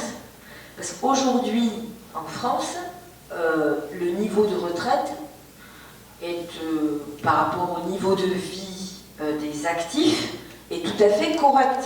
Et c'est une véritable... Alors, tu as parlé du bénévolat, du rôle des retraités dans la société en tant qu'élus, et ainsi de suite, mais c'est aussi un véritable poumon économique. On le sait. On le sait. Et si le niveau des retraités, le niveau de vie des retraités baisse considérablement demain, ça sera de la consommation en moins, ça sera comment dire, un coup porté aux équilibres économiques de notre pays. C'est évident. Pour en revenir donc à mon préalable, pour moi, la première des solutions, c'est de trouver de nouveaux modes de financement. Si on continue à baser uniquement le financement de nos systèmes de retraite sur les salaires, ça ne sera tout simplement pas tenable. Et donc, je pense que la mesure phare, c'est pas forcément celle qui est mise le plus en avant aujourd'hui, c'est celle que moi je mets le plus en avant, c'est un financement sur le capital. Voilà. Je crois que quand on n'aura pas posé ce préalable, on n'y arrivera pas. Et je pense que quand on est un militant de gauche, en matière de retraite, on doit avoir deux préalables. Celui de faire en sorte qu'on ait un système de retraite pérenne pour toutes les générations à venir et qui donne un niveau de vie digne à tout le monde, et celui de faire participer tous les revenus et pas uniquement les revenus du travail. Moi je le dis souvent dans les discussions que j'ai avec mes collègues du Sénat, puisque j'ai pris ce sujet un peu à bras le corps après avoir fait un rapport sur l'emploi des seniors, et du coup, oui voilà, on peut en parler aussi rapidement, du coup je me suis retrouvée dans notre jargon chef de file sur ce sujet-là. Je parle toujours d'André Emmanuelli en disant, moi j'ai le souvenir quand même du plus loin que j'ai commencé à participer à la vie du parti ici. Ouais, ça va, je suis vieille, c'est pas la peine de le faire remarquer. Non mais c'est des coups, hein. Bon bref, passons. Henri disait qu'il fallait taxer les robots, Henri disait qu'il fallait taxer, et quand il disait, c'était pas seulement un oracle, hein, il avait tout un raisonnement sur la taxation de la plus-value des entreprises qui employaient le moins de main-d'œuvre. Mais je suis désolée, mais ce discours, il est aujourd'hui particulièrement d'actualité, et en toute modestie, je me permets de le reprendre, parce que je pense que c'est là-dessus que nos combats devront porter. résumé et Monique dans une perspective plus large aussi, on est dans une situation un petit peu spécifique en France aujourd'hui politiquement. On a un président de la République qui ressemble plus, je suis désolé des propos, mais pour moi c'est plus un télévangéliste qu'un président de la République, entouré d'une petite secte de députés qui gronde parfois, par exemple sur le congé parental pour la perte d'un enfant, et puis on fait une séance de psychothérapie à l'Élysée tous ensemble, on se câline, on va voir le gourou et tout de suite après ça va mieux. Enfin, en tout cas, eux, ils vont mieux, c'est déjà ça. C'est pas le cas de tout le monde. Et donc je pense qu'on est à un point particulier de la Cinquième République, où on se rend compte que le problème, je le dis souvent, c'est le président de la République, c'est pas le Parlement. Et on a quelqu'un qui est extrêmement libéral et qui me rappelle dans la tactique un petit peu Bismarck. Alors pas en termes d'homme d'État, mais en termes de tactique. Bismarck, quand il a vu que les forces de gauche montaient en Allemagne à la fin du XIXe siècle, il a instauré la retraite pour justement casser le mouvement de gauche. Mais il a mis la retraite plus tard que l'espérance de vie de l'époque, de 5 ans. Donc c'était pratique. Et on est là dans la même perspective libérale et c'est vraiment une catastrophe. Alors sur les débouchés politiques, il y en a plusieurs. Moi j'assume complètement le fait que les gens n'ont pas voté pour Emmanuel Macron, mais contre Marine Le Pen, et donc pas pour son programme. Et qu'ils l'ont utilisé comme un bouclier. Ils l'ont utilisé comme un bouclier. Mais pas une adhésion à ses propositions. Et je suis désolé, c'est mon sentiment. Et il est évident que, pas sans doute, toutes les forces de gauche n'ont pas la même approche, mais que au niveau du Parlement, pour moi, c'est un devoir d'essayer de faire dérailler cette réforme. Et je l'assume parfaitement, parce que quand le Parlement n'est pas assez informé pour prendre des mesures qui conditionnent l'avenir des Français maintenant et dans l'avenir, il ne peut pas remplir son rôle. Si le Parlement n'est pas éclairé, il ne peut pas voter la loi. Alors, on a beau avoir beaucoup de Playmobil qui vont voter. Notre perspective à nous, dans l'opposition, c'est de faire en sorte que ce texte soit ralenti, transformé, en tout cas. C'est mon rôle, moi je l'assume comme ça, de le faire dérailler parce que ce n'est pas un bon projet. Et moi je tiens particulièrement déjà à saluer le travail que Valérie et Boris ont fait en commission. Parce que les conditions étaient, comment dire, particulières, spécifiques, en tout cas elles n'étaient pas confortables.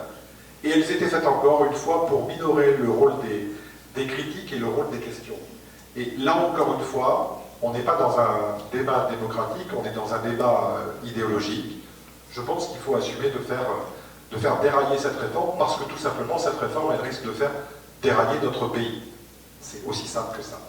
Et que à force, je le disais tout à l'heure, de détricoter l'État social, il ne restera plus rien. Enfin si. Beaucoup pour certains et peu pour d'autres. Et puisqu'on a parlé, c'est le président de la République qui en a parlé lors de son discours des 80 ans du CNRS, de darwinisme social, moi je ne suis pas pour le darwinisme social, nous on est pour l'égalité des chances et des situations. Et ce qui fait qu'il faut protéger les plus faibles et faire contribuer les plus forts. C'est aussi simple que ça, de manière juste et équitable, mais c'est notre perspective. Et la perspective plus large, c'est tout simplement de faire en sorte que, en prenant l'exemple de ce que Emmanuel Macron appelle des réformes, qui auraient été en fait autant de coups de griffe à notre contrat social, parce que c'est comme ça que je le vis, nous puissions trouver, et j'insiste sur le mot, un débouché collectif à gauche. Parce que moi je ne crois pas au fait qu'il y a simplement une vision binaire entre d'une part la case Emmanuel Macron, d'autre part la case Marine Le Pen. C'est comme au loto, si j'ai bien compris, il y a une case joker et c'est celle-là qu'il vaut mieux prendre. Parce que la colère est tellement forte que je vais vous rapporter quand même une petite anecdote. C'est la question qui a été posée récemment aux gens de gauche qui ont voté, dont je fais partie au deuxième tour, pour Emmanuel Macron. Vous voyez bien que celui qui était en fait le bouclier contre l'extrême droite devient probablement celui qui peut amener l'extrême droite. Parce que la colère est tellement forte que, à titre individuel, moi je ne revoterai pas pour Emmanuel Macron dans ce cas de figure, dans un deuxième tour. Mais dans une enquête qui a été menée par le centre auquel j'appartiens, par le CEVIPOF, ça va beaucoup plus loin que ça. C'est que des gens de gauche, et ils le revendiquent, placés dans la même hypothèse, ils ne voteront pas pour Emmanuel Macron, et ils ne voteront pas blanc, et ils le disent, ils voteront pour Marine Le Pen, contre Emmanuel Macron. Et donc, dans cette hypothèse particulière où le bouclier n'existe plus, je pense que nous avons un travail collectif à faire à gauche, parce que sinon, nous mettons notre pays et les Français en danger. Je crois qu'il y a vraiment un travail fort que nous devons mener après les municipales, parce que les risques existent, et que je crois qu'il faut que nous sachions travailler ensemble. C'est la seule façon de faire, et si on veut un retour de la justice sociale dans ce pays, je pense que c'est la seule voie qui s'offre à nous.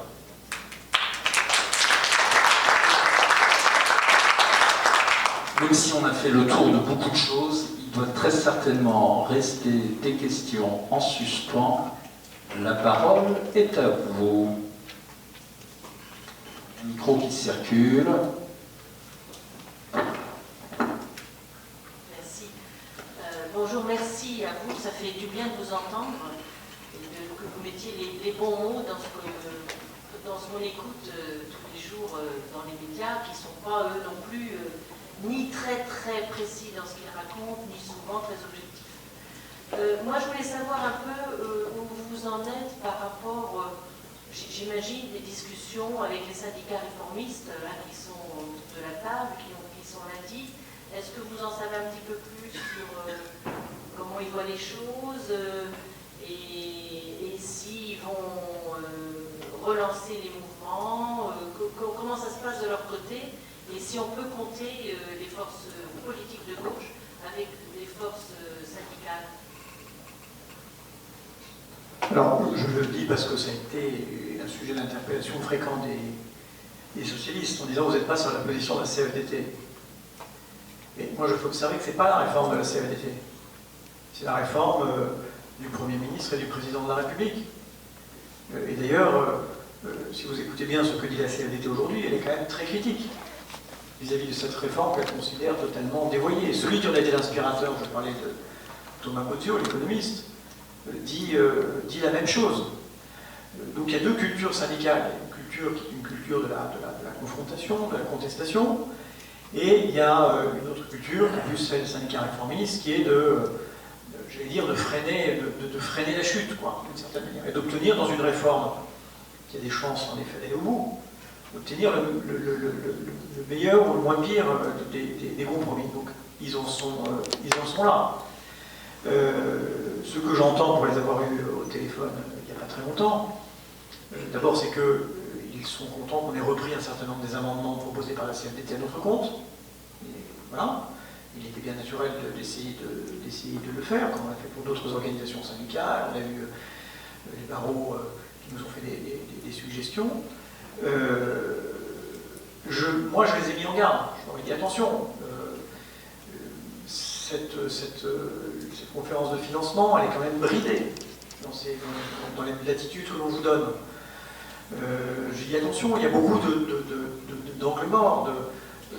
Bon, ça, ils le reconnaissent. Donc, est-ce qu'ils retourneront dans la rue? J'en sais rien. Ça dépendra du point d'arrivée après la conférence de financement. Ce que je peux dire, c'est que, par exemple, ils ont accueilli très favorablement notre commission d'enquête. Parce qu'eux-mêmes ont besoin de voir et de savoir. L'étude d'impact dont je me plaignais de l'avoir reçu au dernier moment, les organisations syndicales ne les ont pas eu avant nous. Donc voilà, on en est tous là, et ils sont très conscients des risques que font peser les intentions cachées, mais qui sont de moins en moins du gouvernement. On a entendu les agriculteurs, les avocats, mais je vais prendre la parole au nom des jeunes en disant que la situation elle est bien pire que ça. C'est qu'on est, je pense, la population qui est la plus touchée, la plus impactée par cette réforme. Et moi, ma génération, vous avez parlé de vers 21 ans, mais la situation elle est pire. C'est que l'emploi stable, on n'en aura pas avant 25, 26, 27 ans. Dans vos générations, vous pouvez prétendre partir à la retraite assez tôt par rapport à nous. Nous, c'est 65, 66, 67 ans. Et je voulais finir sur une note positive, c'est que je suis socialiste depuis moins longtemps que vous. Mais s'il y a quelque chose que j'ai appris, c'est que quand on est socialiste, on est exigeant. Et je voulais vous dire, continuez à l'être, pour nous, pour nos générations, parce que nous, exigeants, on l'est sur le climat. Donc baissez pas les bras et surtout parlez-en aux jeunes autour de vous. Parce que j'entends trop souvent dire, de toute façon, nous, on partira pas en 65 ans. Et justement, c'est ça le pire, c'est qu'il ne faut pas tomber dans la fatalité. Donc parlez-en. Et surtout, continuez à vous battre, continuez à vous battre pour vos idéaux, comme nous, les jeunes, on le fait.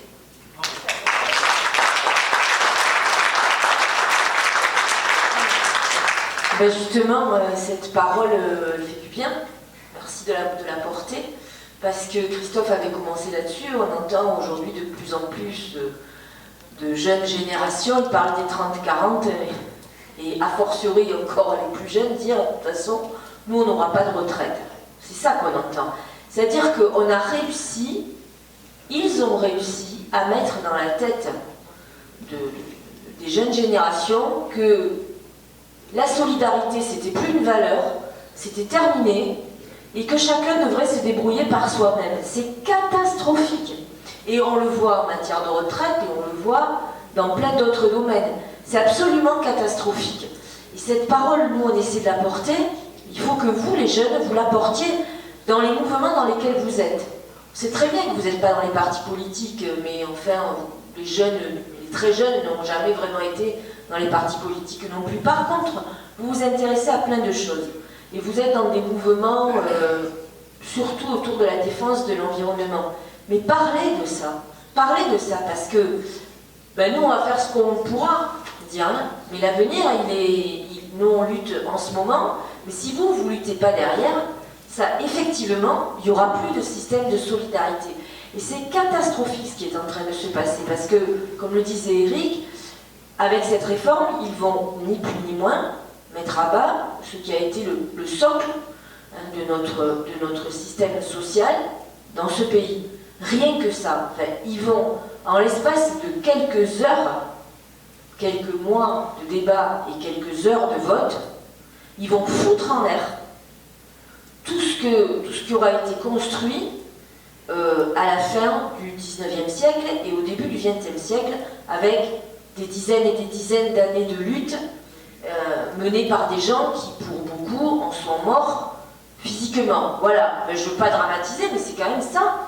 C'est quand même ça qui va se passer. Il faut quand même en être conscient. Et donc, on doit continuer à nous mobiliser sur la valeur solidarité, parce que c'est la seule qui pourra permettre aux générations à venir de vivre dignement jusqu'à la fin de leur jour. Il n'y en aura pas d'autres que ceux qui se racontent des histoires en disant on va capitaliser, on va investir dans la pierre, on va... Mais arrêtez, c'est pas pour nous tout ça. C'est pas pour nous. Parce que pour capitaliser, investir, je sais pas quoi, et se faire de manière à se faire des retraites décentes, il faut avoir beaucoup d'argent. C'est pas pour nous, et c'est ce qu'il faut que vous expliquiez à tous vos amis.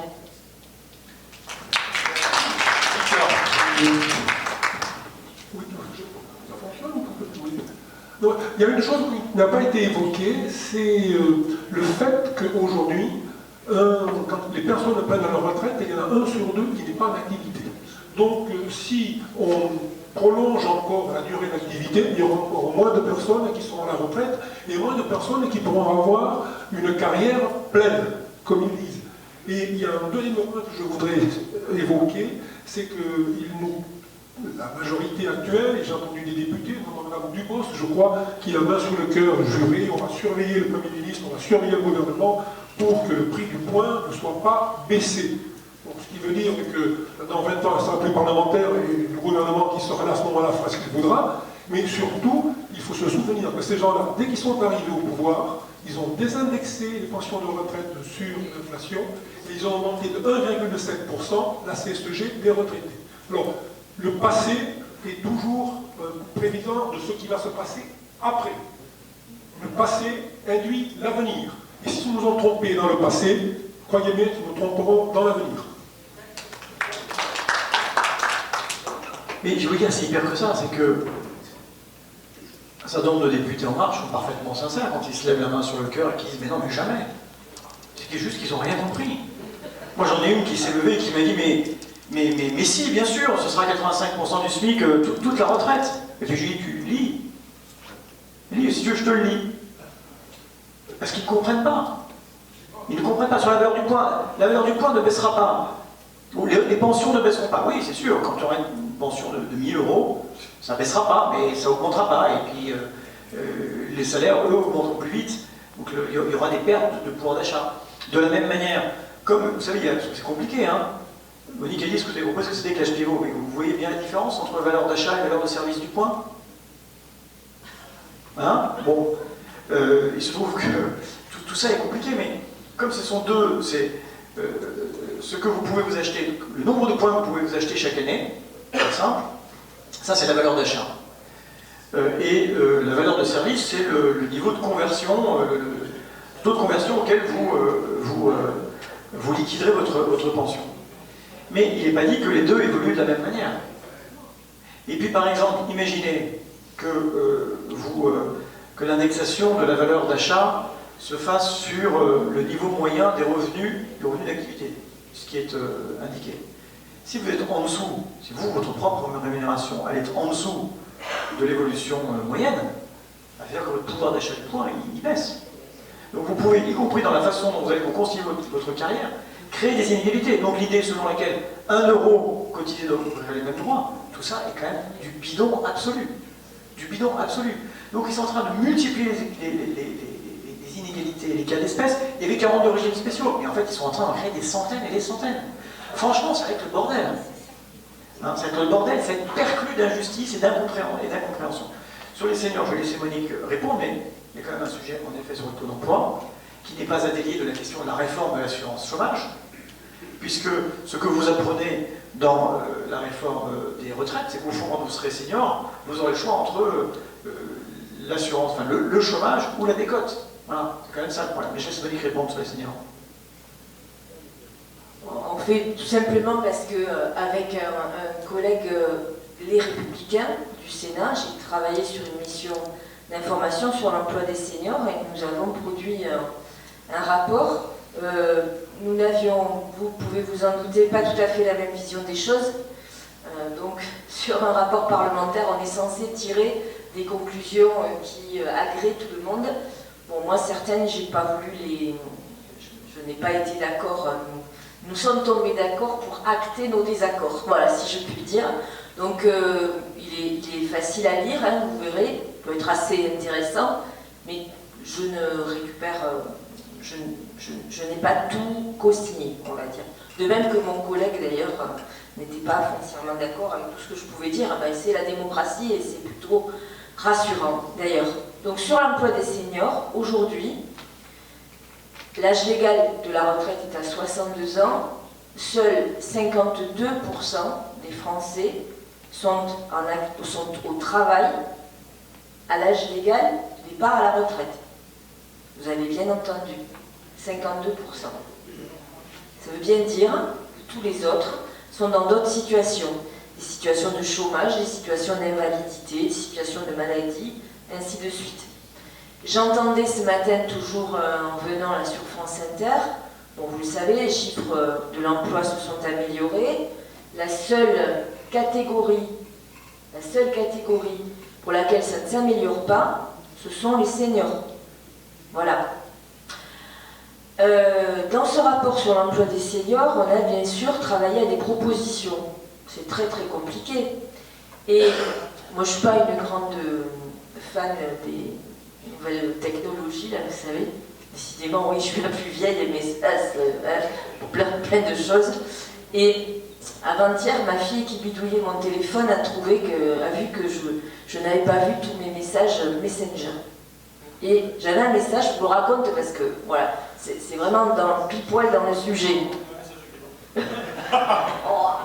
Je suis sérieuse, monsieur Vallot. J'avais un message de quelqu'un qui m'avait entendu sur BFM parce que j'ai été invitée à aller parler 3 minutes sur le plateau de notre travail sur l'emploi des seniors. Et j'ai à côté de moi des gens habitués. Moi, je le suis un peu moins. Bon, j'ai bien ma perception des choses de l'extérieur, mais quand vous êtes vous-même invité, vous comprenez vraiment comment ça se passe. C'est-à-dire qu'aujourd'hui, c'est pas étonnant que vous n'ayez pas l'info parce qu'on ne cherche pas à vous la donner. Quand on nous interviewe, on attend de nous qu'on ait quelques mots un peu cash, quelques phrases clés, faire le buzz, mais par contre, aller dans le fond du sujet pour essayer d'être pédago et faire en sorte que tout le monde comprenne, ça c'est autre chose. Donc j'ai eu droit à quelques minutes pour parler de nos préconisations. À un moment, j'ai parlé de formation. Oui, parce que un certain nombre de tous ces gens qui ont des métiers particulièrement pénibles et dont on sait que de toute façon, ils ne pourront pas les exercer jusqu'à la retraite, bon, l'une des pistes, c'est la formation. Et donc, dans mon message que je n'avais pas vu, il y avait un monsieur qui m'avait entendu et qui m'avait dit « J'ai écouté vos conneries. » Voilà. « J'ai écouté vos conneries. Moi, j'ai 53 ans. J'ai perdu mon emploi. Je me suis formée. Je viens d'obtenir un CAP d'ébéniste. Mais personne ne veut de moi parce que je suis trop vieux. » Je comprends pourquoi il m'a dit ça, parce qu'il m'entend 2 minutes en train de parler de formation. Mais la réalité, c'est bien celle-là. Et même moi, quand je parle de formation, je ne suis pas convaincue du tout. C'est ce que je lui aurais dit si j'avais pu discuter avec lui. C'est une des pistes.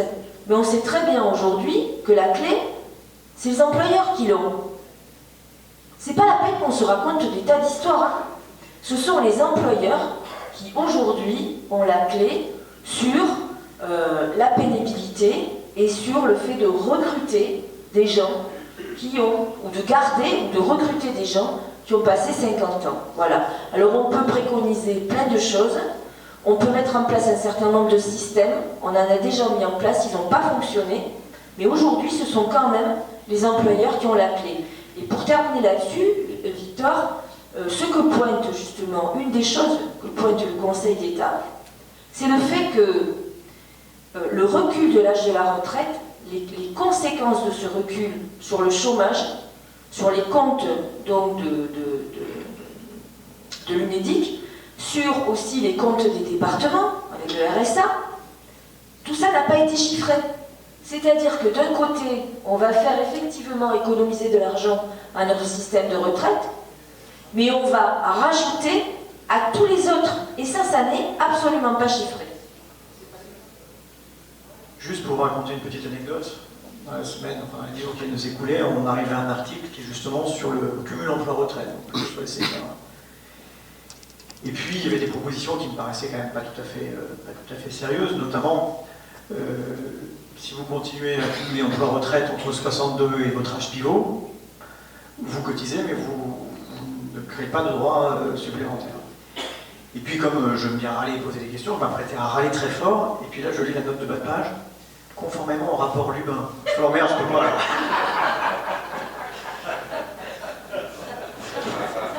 Non, alors en la matière, je vais préciser, c'est mon collègue donc René-Paul Savary qui tenait absolument à ce qu'il soit indiqué qu'aujourd'hui vous pouvez cumuler emploi et retraite, sauf que lorsque vous êtes retraité et que vous travaillez, vos cotisations ne génèrent pas de droits supplémentaires. Alors moi j'étais très réservée là-dessus, tout simplement parce que je suis plutôt, même carrément, opposée au cumul emploi-retraite. Et ce que je disais à mon collègue, c'est que si j'y étais opposée, c'est parce que je considère que si aujourd'hui, mais c'est le cas, c'est déjà le cas, le fait de pouvoir cumuler emploi et retraite sans qu'il n'y ait plus aucune limite, on peut même retravailler chez l'employeur, chez notre dernier employeur. Enfin, moi personnellement, je n'ai jamais adhéré à ce système-là parce que je trouve que c'est une excuse supplémentaire pour se contenter d'un niveau de retraite qui va baisser. Parce qu'on va dire aux gens, mais c'est pas grave, vous pouvez continuer à travailler. Ben bien sûr, sauf que ça sera toujours au même. C'est pour ça que, autant sur ce qui existe, oui, je considère que les gens qui paient des cotisations de retraite doivent avoir des retours, c'est pour ça que tu as vu mon nom. Par contre, à titre personnel, le cumul emploi-retraite, je suis toujours opposée. Est-ce qu'il y a d'autres interventions? Bien. Oui, Marc.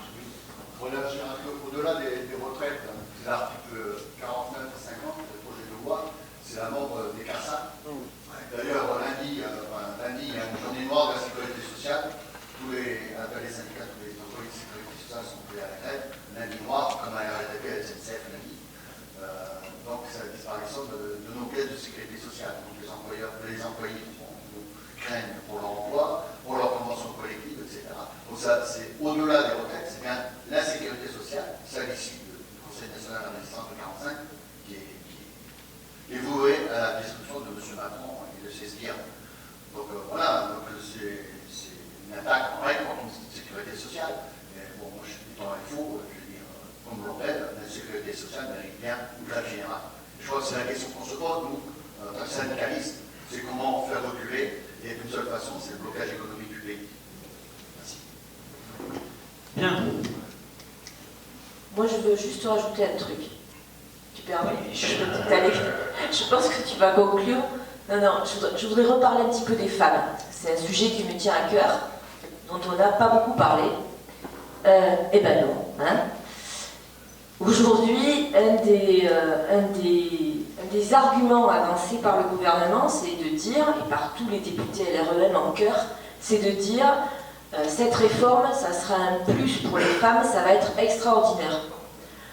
Juste rappeler une chose, pour que les femmes aient le même niveau de retraite que les hommes, il faudra juste qu'elles aient les mêmes carrières et le même niveau de salaire. Donc notre combat, c'est celui-là. Le reste, c'est du flan. Voilà, on peut vous raconter n'importe quoi, c'est du flan. Aujourd'hui, l'écart, bien que toutes les lois soient votées, et pas par Marlène Schiappa, par Yvette Roudy. Hein? Ça remonte, hein? 83, l'égalité salariale. Simplement, ça n'est toujours pas appliqué. Donc, l'égalité salariale n'est pas appliquée et les femmes restent impactées, bien évidemment, par tout ce qui concerne les périodes d'arrêt pour élever les enfants et ainsi de suite. Mais c'est juste quand on aura résorbé les inégalités à ce niveau-là qu'on pourra parler de retraite égale. C'est tout. Voilà, je tenais vraiment... Et la dernière chose, c'est les pensions de réversion. Là aussi, hein, lisez tout ce qui a été dit, lisez ce qu'il y avait dans le rapport de Levoy, lisez ce qu'il y a dans dans les annonces du Premier ministre. Croyez-moi, je ne suis pas énarque, certain, ni chercheuse. Mais bon, je crois que je comprends quand même à peu près bien le français. Il m'a fallu lire plusieurs fois pour comprendre, voilà. Ce que j'ai compris, c'est qu'au bout, il y a une arnaque extraordinaire. Parce qu'il faut quand même vous dire que ces gens ont imaginé reporter l'âge du versement de la réversion à 62 ans. Il est à 55 ans aujourd'hui. Ils l'ont vraiment imaginé. Et c'est parce qu'il y a eu le lever de bouclier. Parfois, je doute de notre rôle. Parce qu'on est minoritaire et qu'en plus, nous, au Sénat, on est doublement minoritaire. Parfois, je me dis, tout ça, pourquoi? Mais finalement, je me dis qu'avec les syndicats, tout ça, on continue à porter des combats et que quelques-uns sont entendus. Donc, là, il n'est plus question, on est revenu, bien évidemment, à 55 ans. Mais il y a quand même derrière des arnaques extraordinaires. Puisque, par exemple, il est toujours question, aujourd'hui, pensions de réversion, lorsque il y a eu plusieurs conjoints, elles sont partagées au prorata de vie, des années de vie en commun, elles sont partagées entre les différents conjoints. Aujourd'hui, la question est clairement posée de savoir si les personnes divorcées, alors on va dire les femmes, parce qu'on sait bien que pour l'instant, les veuves sont plutôt des veuves, voilà, dans leur grande majorité. Aujourd'hui, la question se pose de savoir si on va verser vous n'êtes pas sérieux devant, mais je vais continuer quand même. La question se pose de savoir si on va verser aux personnes, aux veuves divorcées, leur droit à pension de réversion. Alors là, vraiment, je ne comprends même pas qu'on puisse se poser cette question. Et Laurent Pietraszewski m'a dit qu'ils avaient commandé un rapport, ce à quoi j'ai répondu, parce qu'il faut avoir un rapport de spécialiste pour savoir si ça serait une connerie. Je n'ai pas dit connerie, j'ai été plus poli. Voilà. Mais imaginez-vous, aujourd'hui quand même, qu'un conjoint qui a vécu 20 ans, 30 ans, qui a la plupart du temps quand même, puisque c'est les premières années de vie, de vie commune, élever les enfants, tout ça, machin, et puis quick, il n'y a plus rien. Voilà. Quand on sait que les femmes, il y a 30 ans, 40 ans, travaillaient beaucoup moins, n'est-ce pas? Parce qu'elles se consacraient à la carrière de leur mec, n'est-ce pas? Parce qu'elles élevaient les enfants, n'est-ce pas? Il leur restait quoi? Il leur restait une petite compensation. Quand il n'était plus là, c'est au moins d'avoir une partie de la reversion. Eh ben non! Même ça, on va nous l'envoyer. Alors, je vais le dire de manière un petit peu moins véhémente et plus sérieuse, mais c'est quand même très grave, parce qu'aujourd'hui, on lutte aussi contre les violences faites aux femmes. Aujourd'hui, il y a des centaines et des milliers de femmes dans ce pays qui ne quittent pas un foyer où elles sont victimes de violences, parce qu'économiquement, elles sont dépendantes. Et que si en plus on leur dit que demain, elles n'auront même pas la réversion, mais qu'est-ce qui va se passer? Donc moi je me demande comment on peut avoir ce genre d'idée dans la tête. Alors, la fameuse commission Théodule, là, elle a rendu son rapport. Et il y a 3 scénarios. C'est étonnant, il y en a un qui consiste à garder ce qu'on a. Ce qu'on a, moi je trouve très bien, c'est-à-dire la proratisation. Et puis il y en a un autre qui consiste, à plus donner de réversion du tout au premier conjoint, et de tout donner au dernier conjoint, vachement égalitaire. Et puis alors il y en a une autre qui paraît pavé de bonnes intentions, mais on sait que l'enfer est pavé de bonnes intentions, c'est qu'on donnerait, si j'ai bien compris, parce que on donnerait toute la réversion au dernier conjoint, mais on donnerait aussi une compensation au conjoint précédent. Tout ça, il paraît que c'est pour faire des économies. Je ne comprends pas très bien, on a un système qui fonctionne parfaitement, mais tout ça, m'a dit Boris, en plus ça va être des ordonnances. C'est-à-dire qu'on ne va même pas pouvoir en discuter. Parce que là aussi, on n'a peut-être pas assez insisté là-dessus, mais les grandes lignes de ce projet de réforme, 29 ordonnances. C'est-à-dire qu'en fait, le Parlement ne décidera pas des points les plus problématiques. Et celui-là, ça n'est un autre. Et je terminerai sur la situation des femmes, et plus particulièrement celle des mères de famille. Aujourd'hui, quand on a des enfants, on bénéficie de 8 trimestres par enfant. Demain, il est question qu'on ait plus ces 8 trimestres par enfant, mais qu'on ait 5% de mieux de retraite. Sachant que les femmes ont aujourd'hui les carrières les plus hachées, que ce sont elles qui ont le plus de mal à avoir leur carrière pleine pour avoir le... Et que donc, pour celles qui ont eu des enfants, le fait de bénéficier de trimestres supplémentaires leur permet d'arriver à l'âge légal avec le nombre de trimestres suffisant. On aura beau leur rajouter 5%. Si elles n'ont pas de toute façon le nombre de trimestres suffisant, elles auront une retraite calculée par proratisation et donc elles s'y perdront. Je peux vous dire, j'ai fait le calcul pour moi, je suis en pleine dans la cible. Pas vous raconter ma vie, puis je ne fais pas partie des gens qui auront des retraites dérisoires, donc je ne vais pas. Mais de ce point de vue-là, et je sais qu'on est très nombreuses à être dans cette cible-là. Et la dernière des choses, c'est que ces 5%, il sera en plus possible de les partager, de donner le choix dans le couple au conjoint qui bénéficiera des 5%. Alors, quand il s'agit de 5% de la future retraite, on sait bien que pour toutes les raisons que je viens d'invoquer, aujourd'hui, les retraites des hommes sont supérieures à celles des femmes. Qu'est-ce qui va se passer? La tentation sera grande, que ce soit monsieur qui prenne les 5%, parce que 5% de 2000, c'est toujours mieux que 5% de 1000, n'est-ce pas? Sauf que pour l'instant, dans la loi, il n'est pas écrit si ça pourra être, si on pourra revenir en arrière. Donc, une fois de plus, mesdames et messieurs aussi, quoi, la lutte des femmes, elle continue, et plus que jamais aussi sur ces questions-là.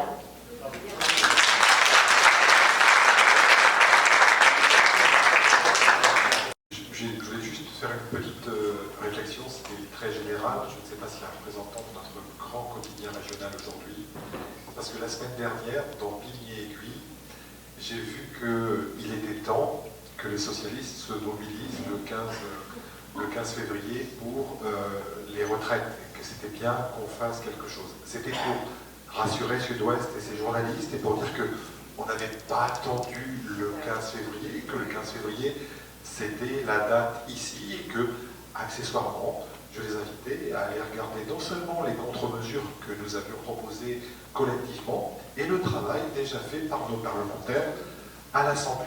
C'est un message amical. Merci. Bon, petit mot pour moi de conclusion. En vous faisant d'abord observer que nous avons respecté la parité du temps de parole entre les hommes et les femmes.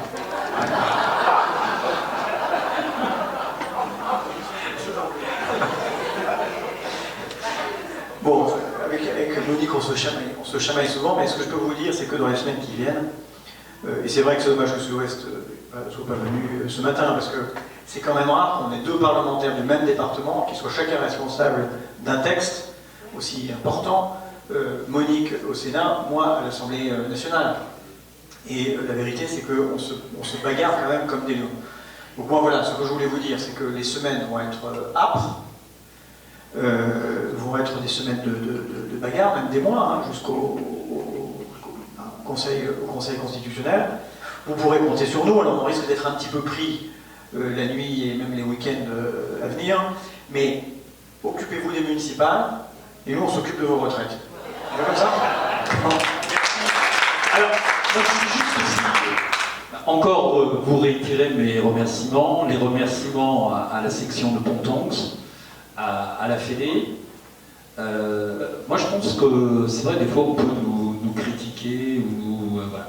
Bon, je trouve qu'on reprend un bon chemin de travail, de réflexion. C'est vrai qu'en ce moment, prolonger ce travail dans les sections, c'est un peu compliqué parce qu'on est pris par autre chose. Bon, juste un petit truc quand même. Même si des fois, on a du mal à les démasquer, c'est pas si compliqué quand même, mais qu'ils avancent un petit peu masqués. La meilleure façon quand même d'envoyer un message au gouvernement, c'est de foutre une grosse branlée aux candidats de la REM aux élections municipales.